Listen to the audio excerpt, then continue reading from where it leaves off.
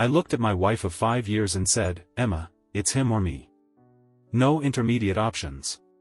She sat next to my nominal boss, Plato Johnson, and held his well-manicured hand until I spoke, and then she took her hand away.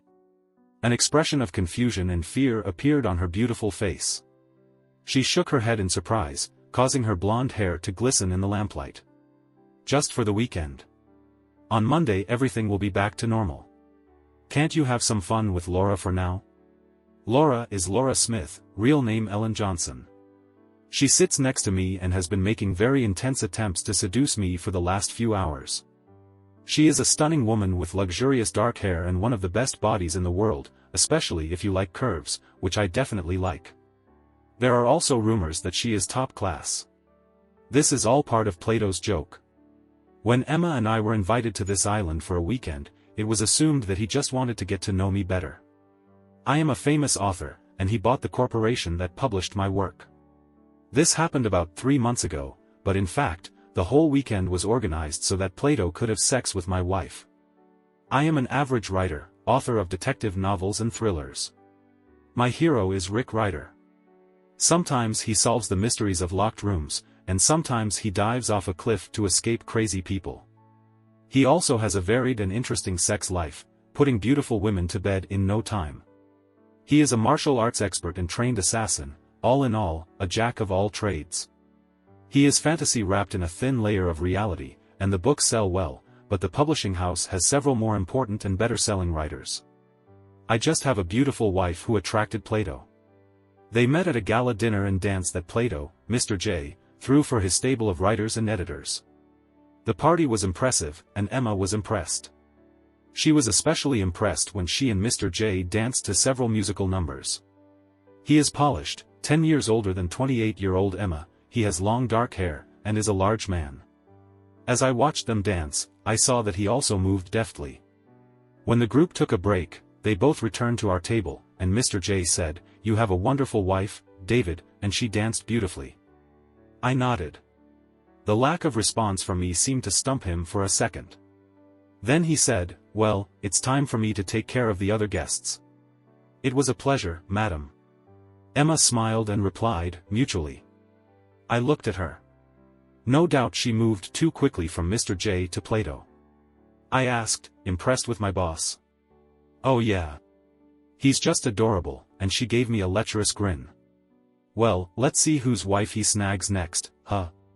It turned out to be the wife of one of the editors, and during the evening, 3 more. All this happened a month ago. My name is David Lake. There is no nickname. Height, about 6 feet. Weight, 169 pounds, curly brown hair, blue eyes, 30 years. I am in good physical shape and athletic. Emma is also in good shape. She practices fencing. It is a sport of skill and coordination. It was there that I met her, at a fencing lesson that she taught. I was doing the usual research for Rick, who was supposed to be fighting with swords in the next book. In the book, The Adventurer, I always do extensive research before writing an adventure book. This is one of my main selling points. Rick doesn't do anything that I haven't tried. I made my way to becoming a writer up a steep staircase. I graduated from high school and did not continue formal education. Even then and, in fact, since I was 10, I realized that I was a writer. Throughout school, I wrote story after story. 2 stories I wrote in high school were published, albeit in obscure literary magazines. I considered myself a serious writer until I had to work for a living. After finishing school, I worked as a car mechanic, and I liked it, but it didn't pay that much. I started writing thrillers, and a miracle of miracles, one of them sold. Then another one, and another. My current publisher signed me after I sent them my first Rick Ryder novel. They gave me an editor, Sarah Baker. We immediately found a common language with her. She is a sweetheart but deeply married. She had children in elementary school at the time. It was while working on the second Ryder book that I met Emma. I finished the book after receiving advice from her about a sword duel, and we went on several dates which soon ended in bed. Everything in bed was fantastic. We hit it off right away, and I know that both of us were delighted with it. When we met, Emma was working in her own music store. She is not a rich woman and was able to survive the initial stages of starting a business thanks to loans from a family trust. In one section of the store, all kinds of instruments were sold, and in the other, there were recordings of music of all kinds and sheet music. So fencing is just a hobby. When we got married, she was 23 years old, and I was as happy as I thought it was possible to be happy. We had plans for children and very soon. But my publishing house was sold to Mr. J, or Plato, as Emma says. One day, Emma came home excited. "David, next weekend Plato invites us to his island." I stared at her. "You mean Mr. J? How? More precisely, why are you telling me this and not him?" "Oh, I ran into him last week. We had lunch. Then I gave him a tour of the store. Today he called with an invitation. He says he wants to get to know the writers better. I'm sure he will be in contact with you soon. But my question is, has he been in contact with you, and how many of you has he been in contact with?" She turned slightly pale. "Nothing like that happened, David. You're paranoid." "No, not paranoia. Tell me, why didn't you mention lunch and shopping until today? This was last week, right?" She turned away. "Okay, David, he kind of hit on me. I blew him off, but I didn't say anything because I thought you'd get in trouble. He is the owner of the company, after all. And now you seem delighted with the idea of visiting him on the island. I've heard about this place. How many more people will be there?" "Just you and me. He has a special friend who will be there too." "Well, and the staff, of course. All in order to get to know you better. It seems to me that this is in order to get to know you, all of you." "How touching. I can handle this." "Are you sure you can handle it?" "Stop it. It will be great. You'll see. I'm going to decline the invitation, Emma. It's too dangerous for us." "Oh, David, no, please. We will have fun." "Sorry." She sulked for the rest of the evening. The next day, I called the main office and asked for Mr. J to speak. He called me back 15 minutes later, saying, "Hello, David, looking forward to our weekend on the island." "I refuse, Mr. J. I don't feel comfortable. It seems my wife knew about it, but not me. In fact, I think she had lunch with you, but she didn't tell me about it. She said that you were pestering her, and she was afraid that I would react badly if she told everything to me. And she's right, David. I actually appreciate Emma on several different levels. She is very attractive, but I can ignore it. She is an entrepreneur like me, and you are one of my most profitable writers. I just want to get to know you both better. Sorry, Mr. J. It will not work. It's a shame that you feel that way, David. I wish you would change your mind. I'll keep the weekend open." At this point, we separated. About 3 hours later, as I was finishing the next Rick book, I got a call from my agent, Brock Clark. "David, you declined Mr. J's invitation." "Why? How do you even know about this, Brock?" "The vice president of sales called me. He insists that you should go."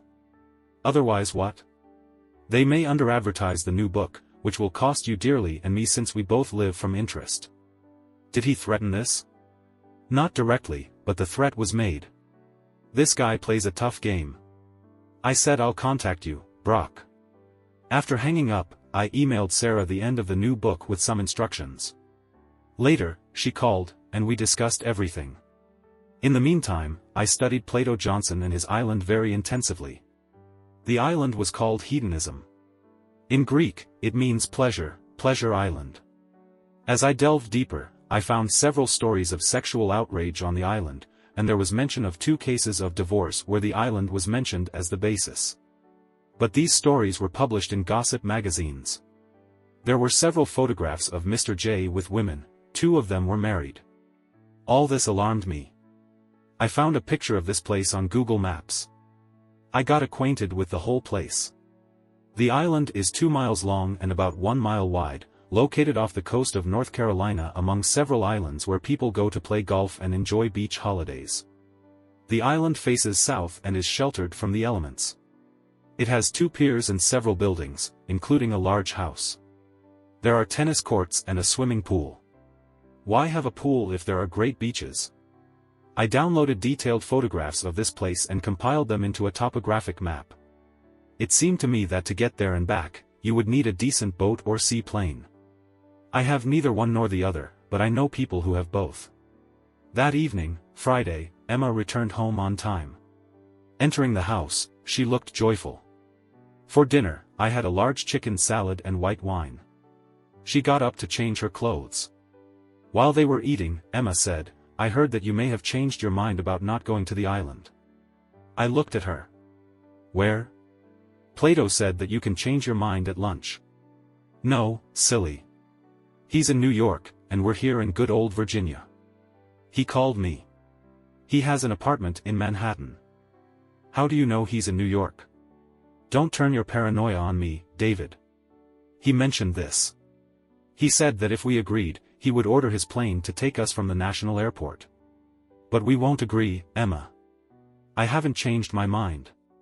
"Crap, David Lake, you are so stubborn." "Emma, you can go. I won't be able to have a good time there because I'll worry that we'll end up getting divorced." "Are you going to sleep with him?" "I won't go without you, David." "How can you? If I go alone, anything can happen, and it will happen.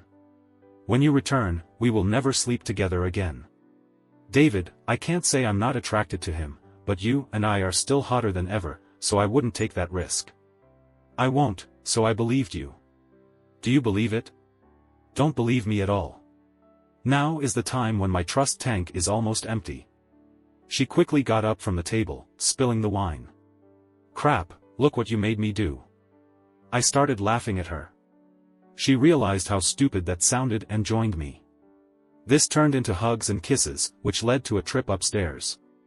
It took a whole hour. The unpleasant topic receded. As we lay in bed, Emma said, "I won't risk this for some billionaire, I swear." I noted that she seemed to assume that we would go to the island after all, otherwise, what risk is she talking about? I said, "Okay, then it's decided." She tensed, but she didn't say anything. I asked, "Why are you so eager to go on this trip?" "Only the truth, not bullshit." She didn't answer for quite some time. Then she said, "It seems exciting to be with such an important and influential guy." "Sorry, I didn't mean with, but only communicate." Emma and I studied it. He was born rich, of course. He made a lot more money himself, but he had a huge head start, and he chases women, just like you. Okay, well, I still believe that everything will be good and fun. I thought about it. We were ready to start trying to have children. If Emma was going to stray, now would be the time for her to do it, and if so, I thought, I would like to find out about it now and not when we have children. I used to love her. She is smart, lively, and damn sexy, but she also had to be truthful, and now I doubted that. Okay, Emma, we can go, but I warn you, if you end up under this guy, we're screwed. There will be no turning back. Understand? Yes, understand. I'm so glad we can do this. I decided that the warning I had just given was the last. Either she is a worthy wife, or she is not. Temptation will become a test. Time will show. The next day, I accepted the invitation and made contingency arrangements with my friend. I also checked the availability of cellular communications on the island. It's there, but just in case, I took my satellite phone with me. The small plane we flew in from National landed at a small airport, where we were met by a black man named Simon. He took us to the pier, where we boarded a boat with a nice cabin and a powerful engine. The boat was driven by another guy, Charlie, and after about 40 minutes, we docked at the island. Emma and I spent time looking at the ocean and other islands. Simon told us where we were and outlined what there was to do on the island. He is a nice guy, bigger than me and muscular. He has a wonderful smile and laugh. As they approached the pier on the north side of the island, Emma was in front, and Simon said, "You don't seem very happy with the trip, Mr. Lake." "Call me David. I have doubts." "How long have you been working on the island?" 6 years. "For Mr. J. Therefore, I expect you to know why I have doubts." "Then why did you come if you're that worried?" "To see what happens." "You're also his bodyguard, aren't you?" "Yes, in case something happens." "Well, he's a big guy. I'm sure he can take care of himself. Yes, you could say I'm here just in case. Once or twice, things didn't go well, but in those days, I was not needed. Looking at you, maybe I'll be ready. I value my work. Are you armed? No. Well, I have a knife, but knives are everywhere. Are there guns on the island? No, not allowed. I assume it's in the memo you received. Yeah, but I don't really trust her. I'm not a very trusting guy these days. No firearms. I warn you, you won't need them, no matter what happens. The boat was pressed tightly against the pier, and Simon and the young man on the pier tied it up. Simon gave Emma his hand, and I jumped off the boat. Simon looked slightly worried about this. I accompanied Emma towards the big house as Simon had indicated. Mr. J met us when we arrived at the house. He was dressed casually, wearing swimming trunks and a sleeveless shirt. With him was Laura, the most beautiful woman in the world. I looked at her as I found out who else would be there with us. That's how I found out that she was actually Ellen Johnson from Jonestown. She was the semi-official mistress on the island, as well as in several houses owned by Mr. J. There was a time when she could be seen in the company of other noblemen, not so often anymore. Mr. J appears to have received an exclusive agreement, at least in some way. Mr. J extended his hand to shake, and Laura hugged Emma. Mr. J then hugged Emma, and Laura hugged me. She smelled and felt great during the hug. Her lips touched my ear. We were taken to a large room and offered drinks. It was 1 o'clock in the afternoon, and we had a light snack on the plane, but a small buffet was laid out for us. I gave up drinking and took sparkling water. Emma took the wine. They both ate a small amount of food from the buffet. While we were doing this, Mr. J asked me about the new book. I sent it to Sarah last week. I think it's on time. Oh yeah, I know. You're always on time, David, sometimes even earlier. He smiled. Laura asked, what are you speaking about? I've read your books. It's a thriller with rock climbing and flying small planes and a love interest, Laura exclaimed. I cannot wait. Maybe I can watch it sooner. Mr. J supported, we'll see, dear, and turned to Emma. My dear, how are things in the music business? Everything is fine. Maybe I should have said crescendo. There was some giggling. I said, I think Maggie's new book will sell well. Maggie is Maggie Wright, who wrote serious fiction but still sold a lot of books. Yes, she is moving up our sales list. But David, she is far from you and Morgan. Morgan, who goes by the name Belle Starling, is a romance novelist. She is the #1 salesperson in our company. Morgan just bakes them, I said mockingly. Mr. J laughed. It is to my advantage. I looked at your contract last week. You owe us another book. Yes, this is true. I think about Christmas, 9 months, but work on it is already in full swing. Laura said, are you changing topics? Yes, sometimes thrillers need a rest. Then I switched. The next book is The Mystery of an English Village. I researched this when we were there last summer. Laura said, Plato spoke very flatteringly about your sales. Each book sells better than the previous one. Emma chimed in, it gathers a readership for our future. My store makes normal profits. Laura said, but do you have family money? Emma responded, yes, I have them so far. After the store started working, I didn't touch them. Mr. J jumped up. If you finished lunch, let's go for a swim. And he ran out the door. Laura said, if you have swimsuits, I will show you to your room, and you can change. The three of us stood up, and Laura led us into a large double bedroom. She closed the door. We changed into our swimsuits. I had regular swimming trunks, but Emma wore a skimpy pink bikini. I said, this is too much, huh? Who are you trying to impress? I just want to look good. Laura is so beautiful. No more than you, dear. She didn't like my tone but held her tongue. When we came down, Laura was wearing an electric blue bikini just as small as Emma's. I was completely in love with both. We got out and walked to the beach on the south side of the island. There was a wooden path. Mr. J was already in the water, swimming behind the breakwaters. Emma said, "I don't want to swim that far." "Me too," Laura shuddered as she said this. I dove into the surfaced, and swam to where Mr. J was cutting through the water with his crawl. I joined him. He was a good swimmer for a man of his size, but my body type was more suitable for water, and I easily kept up with him, sometimes changing strokes. I kept swimming until he got tired. He headed back, and I followed him. When we swam to the shore, a large wave knocked him off his feet. I walked up to him and picked him up. He spat out seawater and sand. I held him tightly, and we walked out. I saw that his legs were like wet noodles, probably because he had overextended himself in a swimming competition with me. But he quickly came to his senses and pulled away from my help. "I'm fine." This wave just took me by surprise.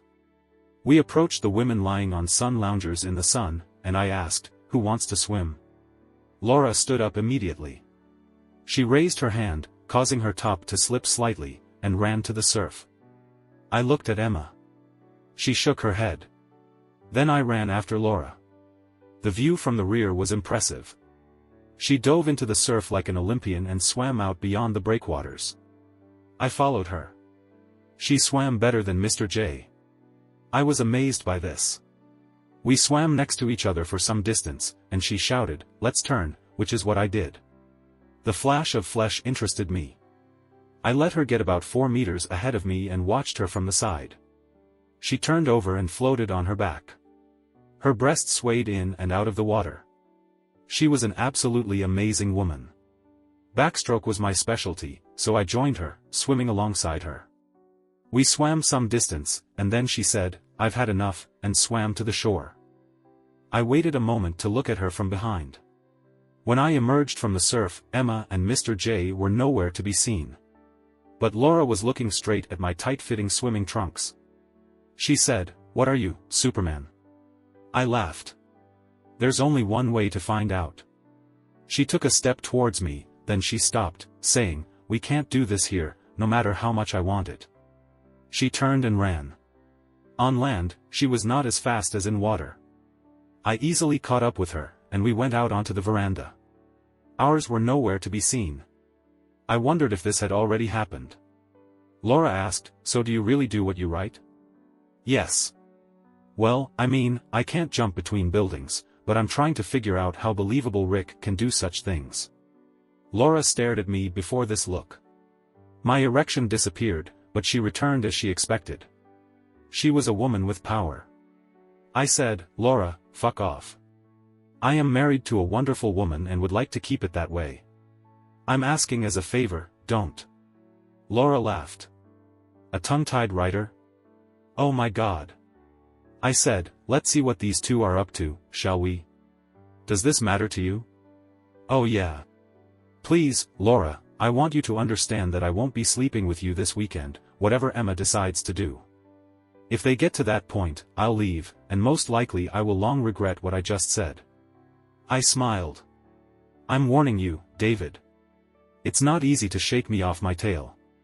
She entered the house. I waited a few minutes before following her. When I went upstairs to change clothes, I saw no one, but when I entered our room, the shower was already running. As soon as I heard it, it stopped. No voices. Emma opened the door, wrapped in a towel. She gasped when she saw me and asked, "Has Laura already got you?" "No. Please understand, Emma, I'm not going with Laura. I hope you don't go with Mr. J either. We talked about this. The situation remains the same. What were you two doing while we were swimming?" He showed me the swimming pool and the tennis court. "And downstairs is the gym. And no sex?" I didn't believe that he could, because it would be too risky. They had no idea how long Laura and I would be gone, and I was sure that they were watching us for some time while we were swimming. "No, he was a gentleman." "Great, but sooner or later he will come for you, and you know it." "Yes, and she will come for you. He has as much chance of getting me as she has of getting you." She grinned. "This is not very comforting, but I won't, and you better not do that." "Otherwise what?" "We already talked. Nothing has changed." Drinks and snacks at 5 o'clock. We have time for love. And she dropped the towel. I admit I was still on edge because of Laura, so I attacked Emma with genuine zeal, and she reciprocated my feelings. When we finished, we realized that the windows were open. Emma said, "Well, never mind. After all, we are married." I looked out the window. Laura was sitting on a sun lounger about 6 meters away from us. She looked up and smiled. She waved her hand and then reached for her shorts. I moved away from the window. Emma noticed that I was hard again and stared at me. Then she looked out the window. She stood spellbound for some time. There was a groan from outside. Emma turned to me again, saying, "Oh my God, David. Forget about yourself. She can have me.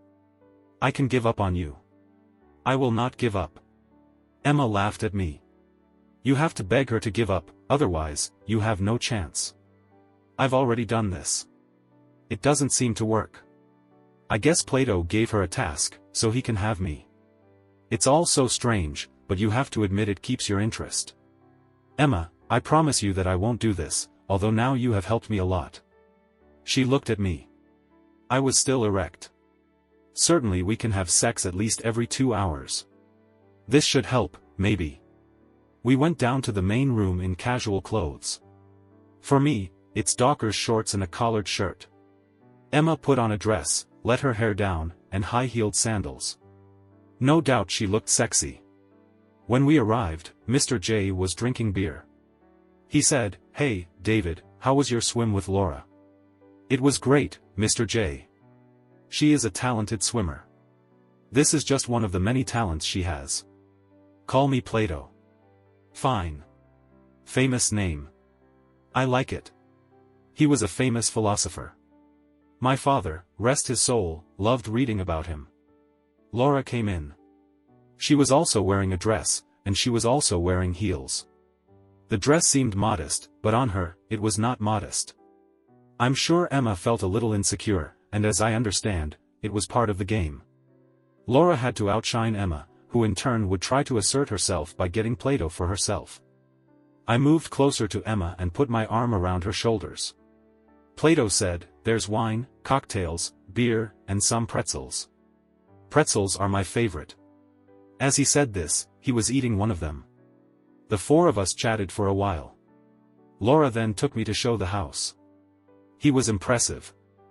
The gym has excellent equipment. I asked, "Does Plato use this?" "He lifts weights." She pointed to the bench where the barbell was installed. "Heavy." I slid onto the bench under the barbell. I carefully removed it from the racks, made 5 swings, and then put it back. Laura stood right above me, staring as best she could. Then she said, "He only makes 3, then he rests." She began to breathe heavily. I lifted the barbell and did 8 more reps, then I put it in its place, saying, "Everyone has their own strengths, and you have so many of them. Do you know what my role should be this weekend? Seduce me so Plato can take care of Emma?" "Yes, this has happened before. I always complete a task, even if it is usually not very pleasant. But you'll be more than pleasant, I think." She gave me a killer smile. "If I start begging you, will you stop?" I was actually serious when I said this, but she seemed to think I was joking. "No, but I will enjoy seeing you beg." She walked up the stairs. I waited for my erection to subside and stood up. The 3 of them huddled together in the living room and talked. When I entered, they fell silent, after which Plato said, "Have something to drink, David." "Beer maybe?" I looked at the bar, walked over to it, took out a bottle of Corona, and opened it. The rest had wine. We chatted a little more. Then I asked, "Have you finished discussing your plot, or should I leave?" This caused an awkward silence. Laura silently watched the other 2, mostly Emma. Emma looked at Plato, and he said, "So, no secrets." At that moment, Simon came in and announced dinner. We went into the dining room, where dishes were laid out on the buffet table. It was a family form of service. We sat at one end of a large table. They poured water, but I drank my beer and didn't drink water. Breaking the conversation, I said, the tense situation I had created, and we chatted amicably about politics and baseball. Plato was a Yankees fan. Emma and I rooted for the Orioles and Nationals. Laura liked the Pirates and was from Jonestown. Simon served dessert, tiramisu. I missed mine. Plato seemed to notice this. Don't eat dessert? Great. I have to keep my waist in check. Bah, you have no fat in your body. I saw you when you were swimming. You don't drink water, only beer? Plato, as I already told my wife before we came here, my reservoir of trust is empty. Can you blame me? Emma said, do you believe that they will drug you with something forbidden? This is just crazy. Don't be like that, David. I smiled and pushed Plato a glass of water. Drink it, buddy. Plato sat with a stony face. Then he said, Simon. When Simon appeared, Plato said, please clear the table. Simon saw what happened to the arrangement of water and dessert. He picked up what was my glass of water and my uneaten tiramisu and carried them away. Laura said, let's go to the courtyard. There will be music, and we can dance. Emma and Plato remained silent. I stood up and gave Laura my hand. I took her to the patio. When we got there, she turned to me. You really blamed him for the food and water? Do you actually believe that he will slip you something? And you? Maybe I wouldn't think so, but he took neither one nor the other. He asked his boyfriend to take them away. The other two came out, and soft music started playing. I walked up to Emma, took her by the elbow, and led her away from Plato and into the open area. We danced. She usually dances well, but at first, she was shy. Then I relaxed. She pressed herself close to me and whispered in my ear. I love you, David, always. I love you too, Emma. We danced on and on. The music ended, and we sat down at a table with Plato and Laura. Then the music began again, and Laura stood up, extending her hand to me. She took me to the floor. We danced. I saw Plato dancing with Emma. Laura may have been the world's best distraction. With her sweet, subtle scent and the curves of her body, she put me into some kind of trance. Every time she worked on me, I was immediately delighted, and this time too. I saw Plato's hands on Emma's butt, and I didn't see her pushing them away. I pulled away from Laura, walked the short distance to Emma and Plato, and just stood there and looked at them. Emma saw and tried to move away from Plato. He continued to keep his hands on her ass. She lightly pushed him on the chest and said, I don't want problems, Plato. He let go. He let go, but he took her hand and led her back to the table. Laura came back after me, and we sat down. She was very close to me. Emma held Plato's hand as they sat next to each other. Plato said, I'm very disappointed in you, David. Laura is a fantastic lover. She will give you one of the most powerful and delightful experiences of your life, and yet you are depriving her of this chance. I have a wife. No trading. This is how we came to what was discussed at the very beginning. I turned to Emma and said, either he or I. No intermediate options. She removed her hand from his, but she looked at me and said, it's only for the weekend. On Monday, everything will be back to normal. Can't you have some fun with Laura for now? I looked at her closely. And you will do it? No kidding? Yes. Or no, even if it means it's over between us. No. I don't understand why it should mean that, but I won't. I extended my hand to her, and she took it. I pulled her towards me and gave her the hottest kiss I could muster, running my hands up and down her body. And then I pulled away. Tears came to my eyes. I breathed out the words that nearly killed me. The very fact that you would agree to have sex with this guy means that everything is over between us. It's all over between us. I turned and walked towards the stairs. She screamed, no, David, no. I got to the top of the stairs, grabbed my bag that I had packed earlier, and walked out the back fire escape. I made the call and ran into the darkness, sobbing. While I was running, I still heard screams. About 20 minutes later, I heard a plane. It splashed down near the southern dock and swam up to me. My buddy Todd Thompson was flying it. I was walking towards him when Plato and Simon appeared behind me. Plato shouted, "Oh no, you idiot. You can't escape. You should stay here and calm your wife down." He rushed at me. I was already at the pier. Plato was uncontrollable and in no condition to fight. Simon stayed away, perhaps because Todd had a gun pointed at him. I threw Plato into the water. He floundered there, shouting, "You're fired, asshole. Do you hear me?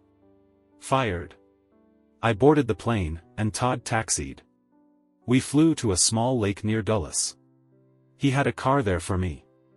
I paid him for the service and went home to Alexandria. The road was dark and lonely. Our house was also dark. I entered it. I looked around at photos of us in happier times, photos of our relatives. I was shocked and just sat in the chair, staring into space. That's how I fell asleep. At 8 o'clock in the morning, I was awakened by the sound of a car outside. I looked out and saw Emma getting out of some rental car. She carried her bag to the door, unlocked it, and went inside. I stood and looked at her, and she stood motionless, looking at me. She looked terrible, probably no better than me. She said, "In my entire life, I've never messed up like that, and I never will again.